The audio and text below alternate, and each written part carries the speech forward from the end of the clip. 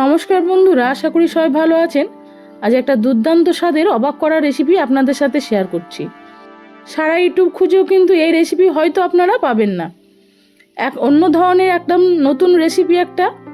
আমার ঠাকুমার কাছ থেকে আমার মা শিখেছিলেন, আর মায়ের কাছ থেকে আমি শিখেছি। 100 গ্রাম মতো আমি সেদ্ধ চাল নিয়েছি। যে চালে আমরা রেগুলার ভাত বানাই ঠিক সেই চাল নিয়েছি। না ধুয়েই চালটাকে রাখতে হবে শুকনো অবস্থায়। আর এই রেসিপি আমি দুরকমভাবে পরিবেশন করব। আমার মা দুরকমভাবে পরিবেশন করতেন এই রেসিপি, সেজন্য আমিও আজ আপনাদের দুরকমভাবে পরিবেশন করে দেখাবো। তার জন্য লাগবে আমার মুগ ডাল, বেশ খানিকটা মুগ ডাল, প্রায় 50-60 গ্রাম মতো। আমি একটু ড্রাই রোস্ট করে 2-3 বার ভালো করে ধুয়ে রেখেছি। আলুটাকেও কেটে একটু ধুয়ে রেখেছি। আর লাগবে এই রেসিপির জন্য দুধটাকেও আমি আগের থেকে ভালো করে একটু গরম করে ফুটিয়ে রেখেছি। সম্ভবত কোনো একটা পুজোর দিনে বা ষষ্ঠীর দিনে এই রেসিপিটা আমার মা বানাতো। একদম নিরামিষ একটা রেসিপি।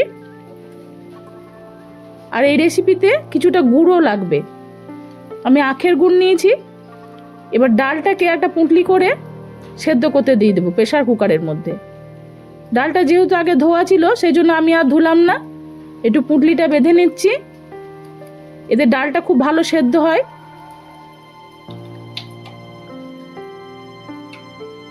যেহেতু আজকে ডালটা একটু মাখাবো বন্ধুরা, ডাল ভর্তা টাইপের হবে, সেই জন্য কাপড়ের পুঁটলিটা একটু লুজ করে বেঁধেছি।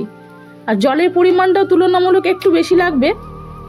এবার আলুগুলো ডালগুলো দিয়ে আমি প্রেসার কুকারের ঢাকনাটা লাগিয়ে দিয়ে গ্যাস ওভেনে আমি 2 থেকে 3টে সিটি দিয়ে রেখে দিচ্ছি।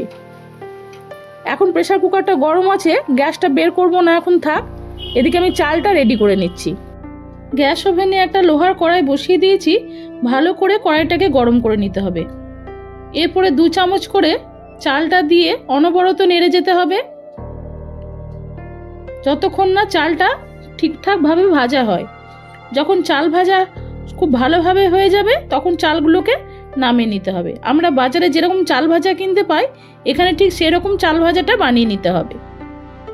তবে লবণ ছাড়াই এই সম্পূর্ণ রেসিপিটা আপনাদের করতে হবে। লবণ দিলে কিন্তু এই রেসিপিটা ভালো হবে না। সেই জন্য শুকনো চালে আমি দেখুন ভেজে নিচ্ছি অল্প অল্প করে দিয়ে, আর খুব অল্প পরিমাণ করে দিয়ে এটা ভেজে নিতে হবে। আমি 4-5 বারে কিন্তু সমস্ত চালটা ভেজে নিয়েছি। এবার ওই কড়াইতে দিয়ে দিচ্ছি 2 চা চামচ মতো ঘি আর 2টো শুকনো লঙ্কা দিয়ে লঙ্কাটাকে ভালো করে একটু ভেজে নিতে হবে। দেখুন লঙ্কা ভাজাটা হয়ে গেছে। এবার ওই অন্য একটা কড়াইতে আমি বেশ খানিকটা জল দিয়ে জলটা ফুটিয়ে নেব। আপনারা এই রেসিপিটা একটা হাঁড়ির মধ্যে করতে পারেন। সেক্ষেত্রে ডাল আলু এগুলো পুঁটলির মধ্যে বেঁধে ওই হাঁড়ির মধ্যে দিয়ে একসাথে এই রেসিপিটা করতে পারেন।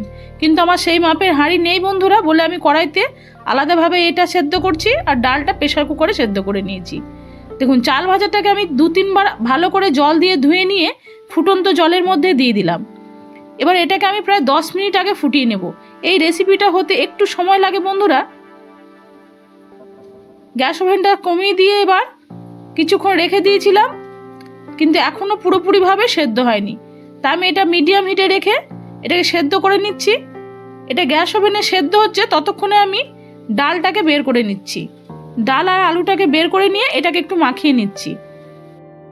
যেহেতু চাল ভাজাটা সেদ্ধ হতে প্রায় 30 মিনিট সময় লাগবে বন্ধুরা, সেই জন্য আমি সেই সময়ে এই ডালটা আর আলুটা মেখে নিচ্ছি। আর ততক্ষণে গ্যাস ওভেনে কিন্তু চাল ভাজাটা সেদ্ধ হচ্ছে।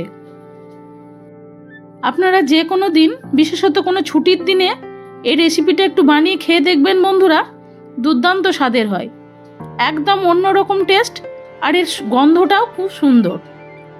দেখুন ডালটা কি সুন্দর সেদ্ধ হয়েছে। আলু আর ডাল এবার আমি একসাথে একটু মেখে নেব। আপনারা ড্রাই রোস্ট না করে কাঁচা মুগ ডালও সেদ্ধ করতে পারেন, কিন্তু ড্রাই রোস্ট করে নিলে এর টেস্টটা বেশি ভালো লাগে। আমি এখানে এরকম লবণই দিলাম, কিন্তু আমার মা এখানে রক সল্ট ব্যবহার করতেন। এবার লঙ্কাটাকে একটু ভালো করে ডলে নিয়ে ঘিয়ের সাথে দেখুন আমি ডলে নিয়েছি। এবার আলু আর ডালের মধ্যে দিয়ে এটাকে ভালো করে একটু মেখে নেব। বেশ ঝাল ঝাল হবে খেতে। আমার চ্যানেল এখনও সাবস্ক্রাইব করা না থাকলে বন্ধুরা আপনাদের কাছে অনুরোধ রইল আমার চ্যানেলটিকে সাবস্ক্রাইব করার। যারা আমার নতুন বন্ধু হয়েছেন তাদের জন্য রইল আমার পক্ষ থেকে অনেক ভালোবাসা আর অনেক ধন্যবাদ। ডাল আর আলুটা খুব ভালোভাবে দেখুন মাখানো হয়ে গেছে। এবার এটাকে আমি রেডি করে রেখে দিলাম। এবার অন্যদিকে গ্যাস ওভেনে ফিরে যাচ্ছি। দেখুন চাল ভাজাটা প্রায় সেদ্ধ হয়ে গেছে। এই পুরো প্রসেসটা হতে বন্ধুরা আমার আধ ঘন্টা সময় লেগেছে। খুব ভালোভাবে সেদ্ধ হয়েছে। এবার এটা জল ছেঁকে আমি তুলে নেব। এবার পরিবেশনের পালা বন্ধুরা। প্রথমে আমি ডাল সেদ্ধটা দিয়ে চারিদিকে চাল ভাজাটা দিয়ে দিচ্ছি। দেখুন এটা চাল ভাজা সেদ্ধ করলাম বন্ধুরা। এবার চারিদিকে আমি একটু ঘি ছড়িয়ে দিচ্ছি, তাতে খেতে খুব ভালো লাগবে। উপর থেকে আমি 2টো শুকনো লঙ্কাও দিয়ে দিয়েছি। এবার অন্য একটা বাটিতে দিয়ে দিচ্ছি বেশ খানিকটা ফুটন্ত দুধ। দুধের মধ্যে এবার আমি চাল ভাজাটা দিয়ে দিচ্ছি, চাল ভাজা সেদ্ধ। এরপরে ওপর থেকে আমি বেশ কিছুটা আখের গুড় ছড়িয়ে দিচ্ছি। এই 2 রকম ভাবে এই রেসিপি পরিবেশন করা হয় বন্ধুরা। আপনারা একদিন বাড়িতে বানিয়ে এরকম ভাবে খেয়ে দেখুন। আশা করছি এই রেসিপি খুব ভালো লাগবে আপনাদের, নতুন স্বাদে নতুন গন্ধে। রেসিপিটি কেমন লাগলো আমাকে কমেন্টে জানাবেন। ভালো লেগে থাকলে লাইক আর শেয়ারের জন্য অনুরোধ রইল বন্ধুরা। সবাই ভালো থাকুন, সুস্থ থাকুন। অন্যদিন আবার নতুন কোনো রেসিপি নিয়ে ফিরে আসবো। নমস্কার।